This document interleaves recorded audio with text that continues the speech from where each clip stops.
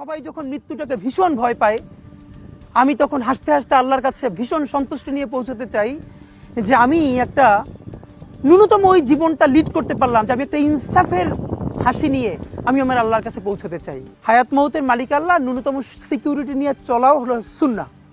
কিন্তু আমাদের লড়াইটা হলো, আমার মা স্বাভাবিকভাবেই কান্নাকাটি করেন, আমার পরিবার সবাই। তো আমি আমার মাকে বলেছি যে দেখো, মানে আমরা যে লড়াই নেমেছি, আমার একটা মনে হয় কি, কোনো রাজনীতিবিদের না বাসায় মৃত্যুটা হইতে পারে না, এটা কোনো ভালো মৃত্যু না।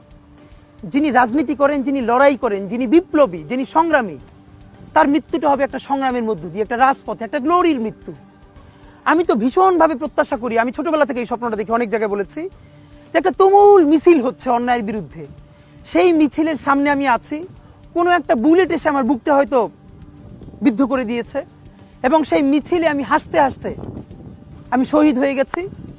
এবং সবাই যখন মৃত্যুটাকে ভীষণ ভয় পায়, আমি তখন হাসতে হাসতে আল্লাহর কাছে ভীষণ সন্তুষ্টি নিয়ে পৌঁছতে চাই যে আমি একটা ন্যূনতম ওই জীবনটা লিড করতে পারলাম, যে আমি একটা ইনসাফের হাসি নিয়ে আমি আমার আল্লাহর কাছে পৌঁছতে চাই। সুতরাং আগামী 50 বছর বাঁচলাম, কোনো ইম্প্যাক্ট তৈরি হলো না আমারে দিয়ে, দেশের জন্য, রাষ্ট্রের জন্য, উম্মার জন্য, জাতির জন্য।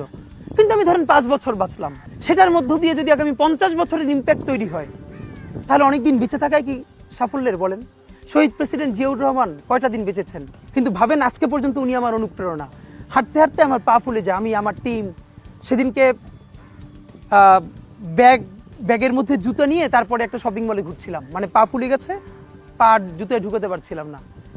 তো জিয়াউর রহমানের একটা ওনার গল্প মনে পড়ছিল, যিনি মাইলকে মাইল যখন হাঁটতেন, ওনার সাথে স্টাফদের পা ফুলে যেত, কিন্তু ওনার তো আর্মি ট্রেনিং আছে।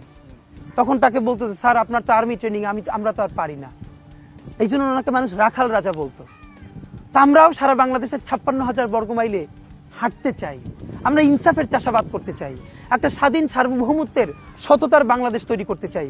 আল্লাহ যে কয়দিন হায়াতে রাখবেন এই লড়াইটা করব, যেদিন নিয়ে যাবেন আমি স্বপ্ন দেখে যেতে চাই, আমি আমাদের এমন টিম, আমি আমার